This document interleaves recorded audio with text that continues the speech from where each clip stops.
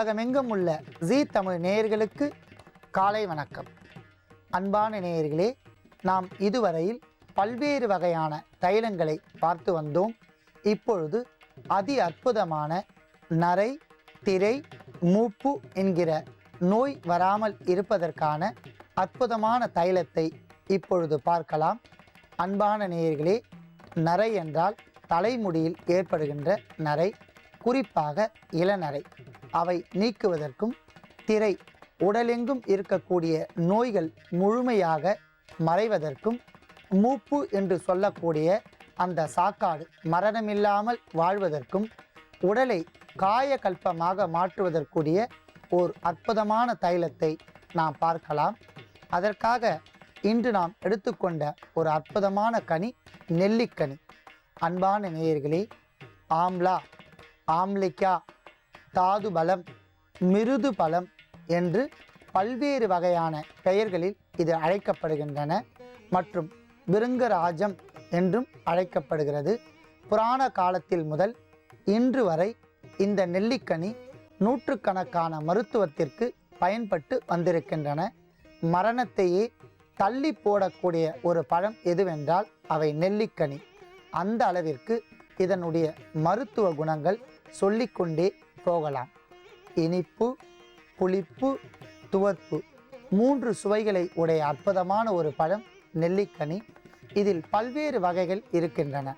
நாட்டு நெல்லி, பெருநெல்லி, அருநெல்லி, காட்டு நெல்லி, கருநெல்லி, சதுரகிரி, பொதிகை மலை போன்ற அடர்ந்த வனப்பிரதேசங்களில் கருநெல்லி என்று அற்புதமான ஒரு பழம் இருக்கின்றது. இவற்றை உணவாக உட்கொண்டு வந்தால் பல்வேறு வகையான நோய்கள் முழுமையாக விலகிவிடும். தோள்கள் எல்லாம் சுருக்கம் இல்லாமல் பொன்னிறமாக மின்னும். ஆனால் கருநெல்லியை காண்பது மிகவும் அரிதான விஷயம். ஆகையால் கருநெல்லியை நாமே உற்பத்தி செய்யக்கூடியதற்கு சித்தர்கள் கூறிய மிகவும் இரகசிய முறையை நம் நேயர்களுக்காக வேண்டி இங்கே கூறுகின்றேன். சேராங்கொட்டை என்று சொல்லக்கூடிய கொட்டையை 3 கிலோ அளவிற்கு வாங்கி சுத்தமான நீரில் ஊற வைத்து 1 மண்டலம் அவற்றை நன்றாக ஊற வைத்து விட்டால் கொட்டை படிப்படியாக நீர்த்தன்மையோடு அழுகிவிடும். அந்த கொட்டையை எடுத்து 3 அடி பள்ளம் தோண்டி அதன் சேராங்கொட்டை விதைகளை முழுவதுமாக பரப்பி 1 மண்டலம் அவற்றை நன்றாக காய வைக்க வேண்டும்.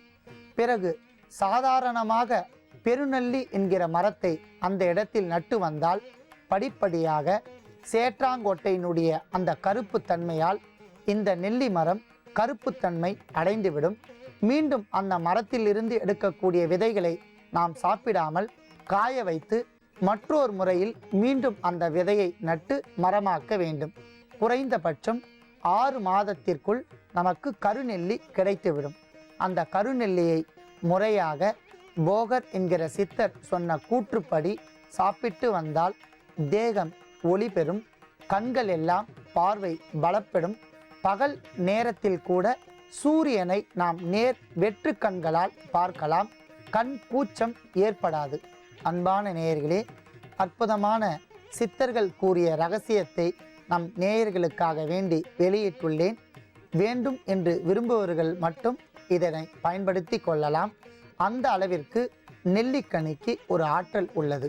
மேலும் பல்வேறு வகையான நோய்களுக்கு நெல்லிக்கனி ஒரு அருமருந்து.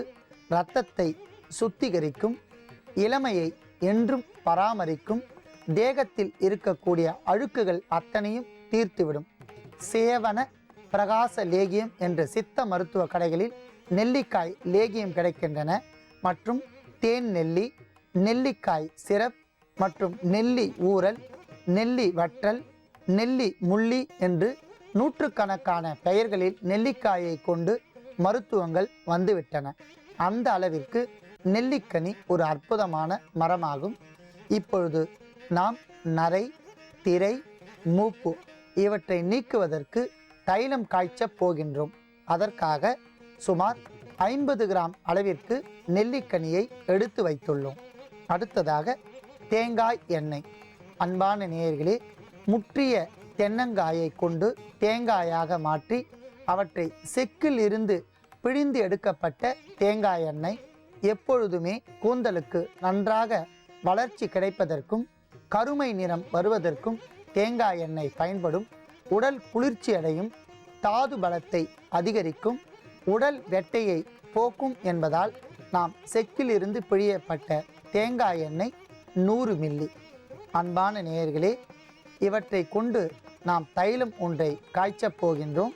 அதற்காக நாம் எடுத்துக்கொண்ட பொருட்களின் அளவுகளை பார்க்கலாம்.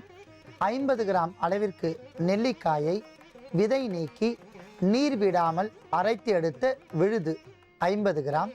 அடுத்ததாக தேங்காய் எண்ணெய், சுத்தமான தேங்காய் எண்ணெய் 100 மில்லி. இவற்றை இப்பொழுது தைலமாக மாற்றப் போகின்றோம். அதற்காக 100 மில்லி அளவிற்கு எண்ணெயை நன்றாக காய்ச்ச வேண்டும்.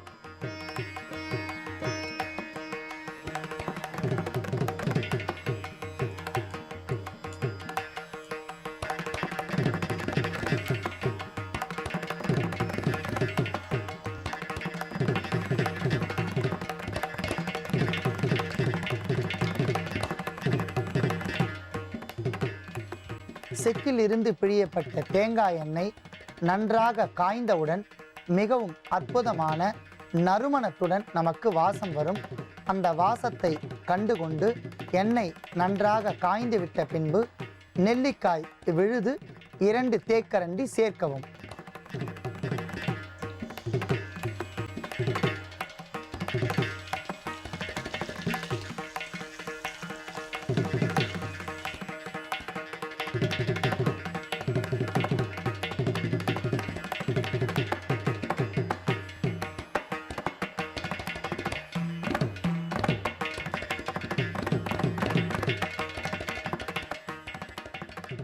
அன்பான நேயர்களே, அற்புதமான முறையில் நரை, திரை, மூப்பு இவற்றை நீக்கக்கூடிய நெல்லிக்காய் தைலம் நமக்கு தயாராகிவிட்டது. அதை நாம் வடிகட்டி எடுத்துக்கொள்ளலாம்.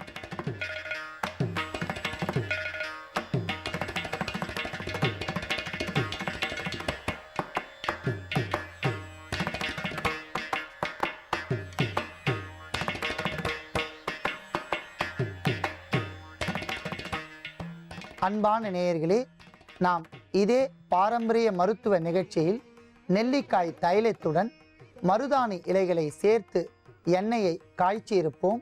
அவை நரை திரை மூப்புக்காக அல்ல, முழுவதும் முடி கருமையாவதற்கான தைலம். ஆனால் இந்த தைலம் அப்படியல்ல. நரை, திரை, மூப்பு இவையெல்லாம் நீக்கி காயகற்ப தைலம் என்பதால் இவற்றில் வேறு எந்த பொருளும் சேர்க்காமல் காயகற்பத்திற்காக இருக்கப்பட்ட நெல்லிக்காய் விழுது மட்டும் போதுமானது. யோக அபியாசம் செய்கின்றவர்கள், தவம் செய்கின்றவர்கள், பல்வேறு வகையான ஆசன பயிற்சி செய்கின்றவர்களுக்கு உடலில் உஷ்ணம் தகிக்கும். அவர்களுக்கெல்லாம் கண்கள் பொங்கும் என்று கிராமத்தில் கூறுவார்கள். கண்களில் பீலை தள்ளும் அழுக்கு, அந்த அழுக்கு தள்ளாமல் பாதுகாக்கும். காது பகுதிகளில் குடுமி என்று சொல்வார்கள், அழுக்கு தள்ளும். அந்த அழுக்கு தள்ளாமல் கண்களுக்கு குளிர்ச்சியாகவும், மண்டை பகுதியில் எப்போதுமே ஒரு வகையான உஷ்ணத்தை தணித்து உடலெங்கும் பூரிப்பை அடைய செய்யக்கூடிய அற்புதமான இந்த இரகசிய தைலத்தை நேயர்களுக்காக வேண்டி இங்கு நாம் வெளியிட்டுள்ளோம். இந்த தைலத்தை சாதாரண மக்கள் கூட பயன்படுத்தலாம். யோகங்கள் மற்றும் தவ வாழ்க்கை மேற்கொள்கிறவர்களுக்கு இது ஒரு அற்புதமான இரகசிய தைலம். அன்பான நேயர்களே, இந்த தைலத்தை பயன்படுத்தும் போது 100% குளிர்ச்சியான பொருட்களை பயன்படுத்தக்கூடாது. பசுமோர், பசுநெய், பசுவெண்ணெய் இவற்றை உணவில் சேர்க்கக்கூடாது. காரமான உணவுகள், மிளகு ரசம், திப்பிலி ரசம் சாப்பிட்டு வந்தால் முழுமையாக உடலுக்கு பலம் கிடைக்கும். தேகமெங்கும் பொன்னிறம் அடையும். இரத்தம் சுத்திகரிக்கப்படும். கண்களுக்கு ஒரு பாதுகாப்பு அரணாக திகழும். அன்பான நேயர்களே, பார்ப்பதற்கு எளிமையான தைலம் போல் தோன்றினாலும் நாளடைவில் பயன்படுத்தி வந்தால் படிப்படியாக காயகற்பமாக மாறும். ஆகையால் நோய் உடையவர்களும் சாதாரண மக்களும் இதை பயன்படுத்தி நோயில்லாமல் நரை, திரை, மூப்பு நீங்கி ஆயுளுடன் வாழ எனது வாழ்த்துக்கள். அன்பான நேயர்களே, நாம் இடைவெளிக்கு முன்பாக நெல்லிக்காயை கொண்டு நரை, திரை, மூப்பிற்கான ஓர் அற்புதமான தைலத்தை நாம் பார்த்தோம். இப்பொழுது இளநரை போக்குவதற்கான ஓர் தைலத்தை நாம் பார்க்க போகிறோம். ப்ரீமெச்சூர் கிரே ஹேர் என்று சொல்லக்கூடிய இளநரை வருவதற்கு மிக முக்கிய காரணம் இரும்பு சத்து குறைவாக இருக்கின்ற காரணத்தால் இளநரை வருகின்றது. அடுத்ததாக வைட்டமின் இ சத்து குறைவாக இருந்தால் நமக்கு இளநரை வருகின்றது. அவற்றை போக்கி இளநரை வராமல் முழுமையாக நமது தலைமுடி கருப்பாக மாற்றுவதற்கு அற்புதமான தைலத்தை நாம் பார்க்கலாம். அன்பான நேயர்களே, அதற்காக நாம் எடுத்துக்கொண்ட மூலிகை பொன்னா கன்னி. பொன், ஆம், கன்னி. கன்னி என்றால் என்றும் இளமை, பொன் என்றால் தங்கம். தங்கத்தை போல் என்றும் உடலை இளமையாக பாதுகாக்கக்கூடிய அற்புதமான ஒரு மூலிகை பொன்னாங்கண்ணி. கண்ணுக்கு குளுமை தரும், மேலும் தேகமெங்கும் இருக்கக்கூடிய திணைவை போக்கும், இளநரையை முற்றிலுமாக ஒழிக்கும் அற்புதமான மூலிகை என்பதால் பொன்னாங்கண்ணியும் எடுத்து வைத்துள்ளோம். அடுத்ததாக நல்லெண்ணெய். அன்பான நேயர்களே, எள்ளில் இருந்து செக்கில் பிழியப்பட்ட இயற்கை நல்லெண்ணெய் மிகவும் உடலுக்கு நன்மை தரும், கண்களுக்கு குளிர்ச்சி, தலைமுடியை குறிப்பாக இளநரை வராமல் பாதுகாக்கும், முடிக்கு வேர் சத்துக்களுக்கு அற்புதமான பொருள் என்பதால் நாம் நல்லெண்ணெயும் எடுத்து வைத்துள்ளோம். அடுத்ததாக எலுமிச்சை. அன்பான நேயர்களே, எலுமிச்சை மிக சிறந்த ராஜகனி என்று சொல்வதோடு இல்லாமல் அது ஒரு காயகற்ப கனி. 6 மாத காலம் எலுமிச்சையை தேரையர் என்கிற சித்தரினுடைய நூலை பார்த்து முறையாக பயன்படுத்தி வந்தால் உடல் பொன்னிறமடையும், தேகமெங்கும் இருக்கக்கூடிய முடிகள் கருப்பாய் மாறிவிடும், நமக்கு அற்புத பலன் தரும் என்பதால் எலுமிச்சையும் எடுத்து வைத்துள்ளோம். அடுத்ததாக நாட்டு பசும்பால். கால்சிய சக்தி முழுமையாக இருப்பதால் நாட்டு பசும்பாலையும் எடுத்து வைத்துள்ளோம். அன்பான நேயர்களே, பொன்னாங்கண்ணி இலைச்சாறு 100 மில்லி, எலுமிச்சை சாறு தேவையான அளவிற்கு எடுத்து வைத்துள்ளோம். இப்பொழுது தைலம் காய்ச்சுவதற்காக 100 மில்லி நல்லெண்ணெயை நன்றாக காய்ச்ச வேண்டும்.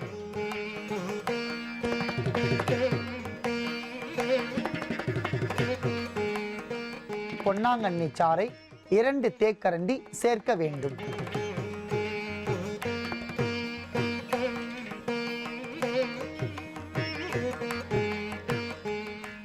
எலுமிச்சை சாறு 1/2 தேக்கரண்டி.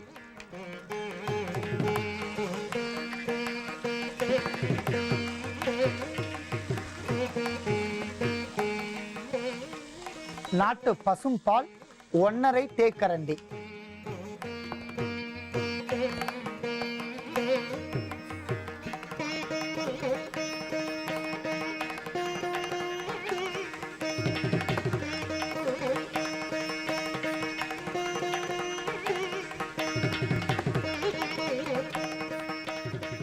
எலுமிச்சை சாறில் இருக்கக்கூடிய நீர், பொன்னாங்கண்ணி சாற்றில் இருக்கின்ற நீர், பசும்பாலில் இருக்கின்ற நீர், இவை அத்தனையும் நன்றாக கொதித்து சுண்டி அடங்கியவுடன் நாம் தைலத்தை வடிகட்டி எடுத்துக்கொள்ளலாம்.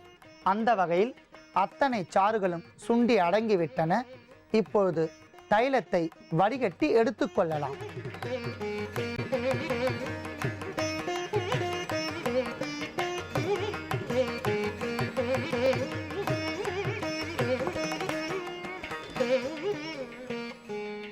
அன்பான நேயர்களே, தற்பொழுது கடைகளில் பல்வேறு வகையான பெயர்களில் இளநரையை போக்குவதற்கான நூற்றுக்கணக்கான விளம்பரங்களுடன் தைலங்கள் விற்பனைக்கு வந்துள்ளன. அவற்றை பயன்படுத்தினால் முழுமையான தீர்வு நமக்கு கிடைப்பதில்லை. ஏனென்றால் அவற்றில் என்ன வகையான பொருட்கள் சேர்த்தார்கள் என்பது நமக்கு தெரியாது. ஆனால் நாமே தயாரித்த இந்த தைலத்தை பயன்படுத்தி வந்தால் படிப்படியாக இளநரை 6 மாத காலத்திற்குள் முழுவதுமாக நீங்கிவிடும். கண்டிப்பாக இந்த தைலத்தை பயன்படுத்துகின்ற பொழுது டீ, காஃபி போன்ற பானங்களை பருகுவதை கண்டிப்பாக நிறுத்த வேண்டும். ஏனென்றால் டீ, காஃபியில் பித்தத்தன்மை அதிகரிக்கும் என்பதால் அவற்றை நிறுத்திவிட்டு நாட்டு பசும்பாலை நன்றாக காய்ச்சி இருவேளையும் குடித்து வந்து இந்த தைலத்தை பயன்படுத்தினால் இளநரையை முழுவதுமாக நீக்கிவிடும். மேலும் நமக்கு இருக்கக்கூடிய பிரச்சனைகள் முழுவதுமாக தீர்ந்துவிடும். அன்பான நேயர்களே, இளம் பச்சை வண்ணத்தில் இருக்கக்கூடிய நறுமணமான இந்த தைலத்தை கண்டிப்பாக நீங்கள் தாராளமாக பயன்படுத்தலாம். நோய் உடையவர்கள் பயன்படுத்தி நோயின்றி வாழ வேண்டுகிறேன். உள்நாக்கு வளர்ச்சி மற்றும் வாய்ப்புண் இவற்றிற்கான ஓர் அற்புதமான மருத்துவத்தை பார்க்க போகிறோம். அன்பான நேயர்களே, டான்சில் என்று அழைக்கக்கூடிய உள்நாக்கு சதை வளர்ச்சி வந்து கொண்டே இருந்தால் பேசுவதற்கு சிரமம் ஏற்படும், தொண்டை வலி ஏற்படும், சுவாச குழாய் மூலம் முழுமையாக நாம் சுவாசம் செய்ய முடியாமல் சுவாசம் தடைபடும். மேலும் ஒரு சிலருக்கு என்ன காரணம் என்றே தெரியாமல் வாய்ப்புண்கள் ஏற்படும், உடல் சூடு அடையும். இவற்றிற்கெல்லாம் அற்புதமான மருத்துவத்தை இப்பொழுது நாம் பார்க்கலாம்.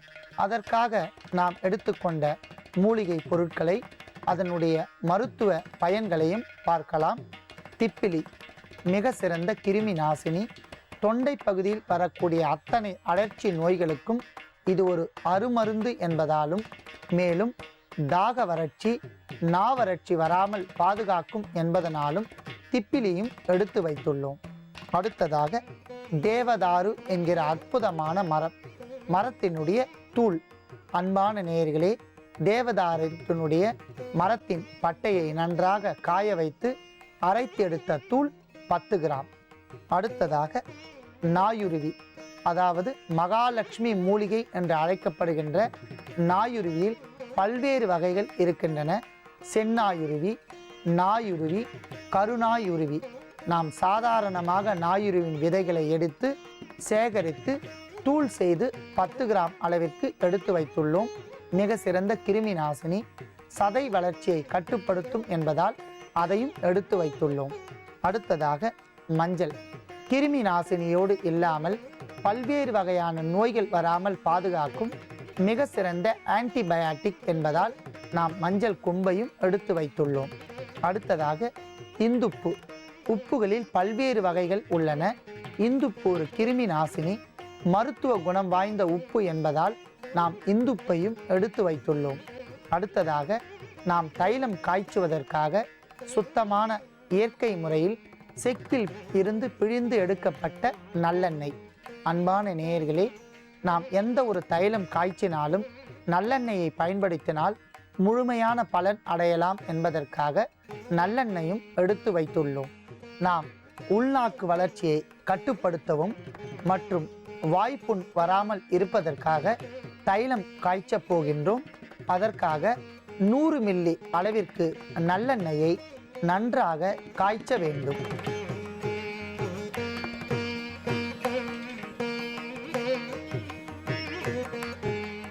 மிதமான சூட்டில் நல்லெண்ணெய் காய்ந்து கொண்டிருக்கின்ற போதே திப்பிலி 1/4 தேக்கரண்டி சேர்க்க வேண்டும்.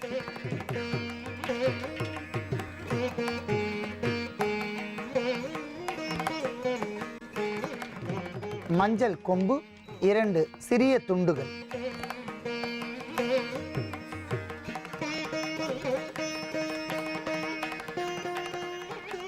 இந்துப்பு 1/4 தேக்கரண்டி.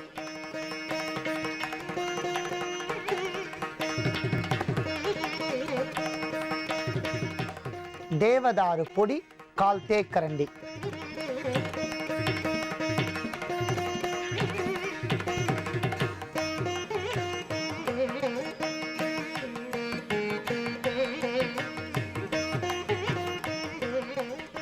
நாயுருவி விதை பொடி 1/4 தேக்கரண்டி.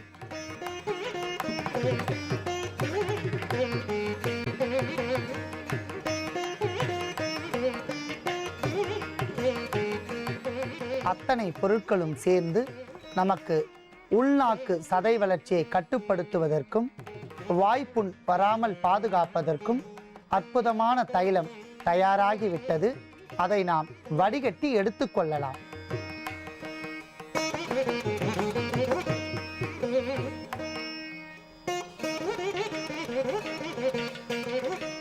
அன்பான நேயர்களே, தைலத்தை நாம் வடிகட்டி எடுத்து வைத்துள்ளோம். இதை குளிர ஆற வைத்து எடுத்துக்கொள்ள வேண்டும். நன்றாக குளிர்ந்து ஆறிய பின்பு இரவு வேளையில் 2 மூக்கிலும் ஒரு சொட்டு, கண்டிப்பாக ஒரு சொட்டுக்கு மேல் பயன்படுத்த வேண்டாம். மிகவும் வீரியமான தைலம் என்பதால் 3 அல்லது 4 நாட்கள் ஒரு சொட்டு பயன்படுத்தி வந்தால் உள்நாக்கு சதை வளர்ச்சி கட்டுக்குள் கொண்டு வரும். வாய்ப்புண்கள் முழுமையாக ஆறிவிடும்.